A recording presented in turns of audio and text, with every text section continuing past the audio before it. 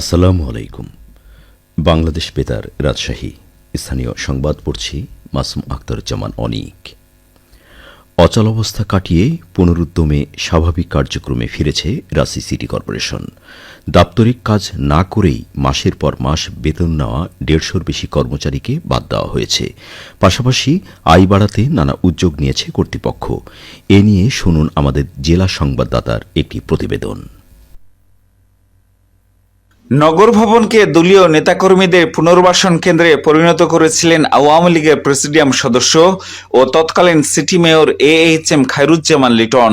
তবে ছাত্র জনতার বিপ্লবের পর অন্তর্বর্তী সরকারের নির্দেশে প্রশাসক নিয়োগের পর একটি পর্যালোচনা কমিটি গঠন করা হয়। ওই কমিটির অনুসন্ধানে ধরা পড়ে চাহিদা না থাকা সত্ত্বেও বিপুল সংখ্যক কর্মচারীর নিয়োগ দেওয়া হয়েছিল নগর ভবনে। সিটি কর্পোরেশনের প্রধান নির্বাহী কর্মকর্তা ABM শরীফ উদ্দিন জানিয়েছেন, জনগণের টাকা অপচয় রোধে এরই মধ্যে ১৫০-র বেশি অস্থায়ী কর্মচারীকে বাদ দেওয়া হয়েছে। যেগুলো অপ্রয়োজনীয় জনবল ছিল বলে কর্তৃপক্ষ মনে করেছেন, সেটা যৌক্তিকরণের জন্য আমাদের প্রশাসক মহোদয় একটা নির্দেশনা দেন, কমিটি করে দেন।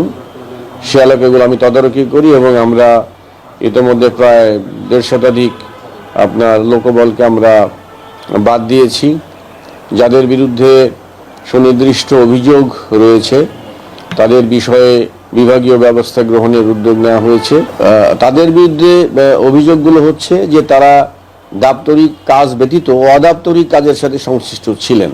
তিনি আরো জানান, সিটি কর্পোরেশনের আয় বাড়াতে বিনোদন কেন্দ্রগুলো সংস্কার করে পূর্ণাঙ্গরূপে চালুর পাশাপাশি নানা উদ্যোগ নেওয়া হয়েছে। হোল্ডিং ট্যাক্স আদায়ের জন্য রাজস্ব বিভাগকে আমরা সক্রিয় করার চেষ্টা করেছি। রিভিউ বোর্ড করা হয়েছে। আমাদের যেটা পার্ক আছে, বোটানিক্যাল গার্ডেন বলেন বা চিড়িয়াখানায় বলেন, সেটা আমরা চালু করেছি যাতে আমাদের কর্পোরেশনের কিছু আর্থিক সাশ্রয় হয়। শহীদ শিশু পার্কের বিষয়টা আমরা একটা নিয়মিত আদায় আমাদের ওইখানে হয়। আমরা একটা মাসিক একটা ভাড়ার ভিত্তিতে সেখানে আমরা আয়গুলো করছি। এদিকে ক্ষতিগ্রস্ত নগর ভবনকে স্বাভাবিক রূপ দিতে সংস্কারের কাজ চলছে পুরো দমে। জিয়াউল গনি সেলিম, জেলা সংবাদদাতা, বাংলাদেশ বেতার, রাজশাহী। নারীদের ছবি তোলায় আগ্রহী ও দক্ষতা বৃদ্ধির লক্ষ্যে রাজশাহীতে শুরু হয়েছে প্রথম নারী ফটোগ্রাফি এক্সিবিশন।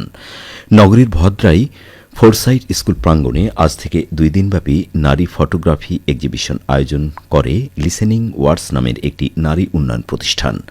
এতে অংশগ্রহণকারী প্রত্যেক আলোকচিত্রী নারী এবং প্রদর্শনীতে আসা প্রত্যেক দর্শনার্থীও নারী। এখানে নির্বাচিত 1/2 শতাধিক ছবি প্রদর্শন করা হচ্ছে। তবে এক্সিবিশনে অংশগ্রহণকারী আলোকচিত্রীদের মধ্যে 3 জনকে দেওয়া হবে সেরা আলোকচিত্রী অ্যাওয়ার্ড। পরিপাকতন্ত্রের ঊর্ধ্বমুখী অম্লত্ব ব্যবস্থাপনা বিষয়ে সায়েন্টিফিক সেমিনারে নাটোরে অনুষ্ঠিত হয়েছে। আজ স্থানীয় একটি রেস্তোরাঁয় Bangladesh diploma medical association Natore জেলা শাখা এই সেমিনার আয়োজন করে। GERD সচেতনতা সপ্তাহ উদযাপন উপলক্ষে স্কয়ার ফার্মাসিউটিক্যালস দিনব্যাপী এই সেমিনার স্পন্সর করে।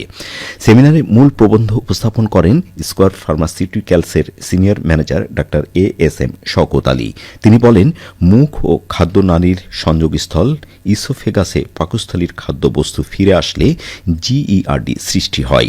স্বাস্থ্যসম্মত জীবনযাপন তথা স্থূলতা প্রতিরোধ, ফাস্টফুড পরিহার, নিয়মিত ব্যায়াম করা, অ্যালকোহল ও চা পান থেকে বিরত থাকা, অ্যাজমা ও ডায়াবেটিস নিয়ন্ত্রণে রাখা ইত্যাদি ব্যবস্থাপনার মাধ্যমে পরিপাকতন্ত্রের ঊর্ধ্বমুখী অম্লত্ব প্রতিরোধ করা যায়।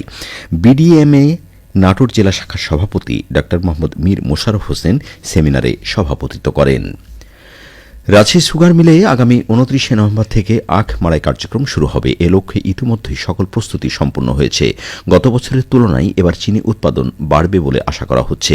রাজশাহী সুগার মিল কর্তৃপক্ষ জানিয়েছে, 2023-2024 মৌসুমে 6500 একর জমিতে আখ চাষের লক্ষ্যমাত্রা ধরা হয়।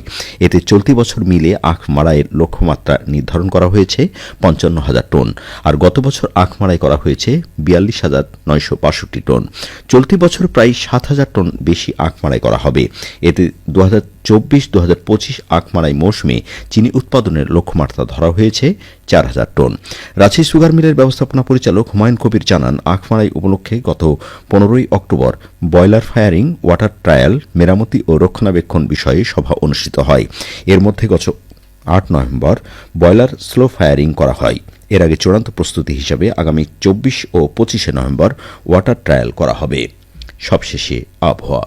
আজ রাজশাহীতে সর্বোচ্চ তাপমাত্রা ছিল 29.1 ডিগ্রি এবং সর্বনিম্ন 17.8 ডিগ্রি সেলসিয়াস। বিকেল 3টায় বাতাসে আপেক্ষিক আর্দ্রতার পরিমাণ ছিল 60%। রাজশাহী পার্শ্ববর্তী এলাকায় আজ সূর্যাস্ত সন্ধে 5টা 16 মিনিটে। সংবাদ শেষ হল।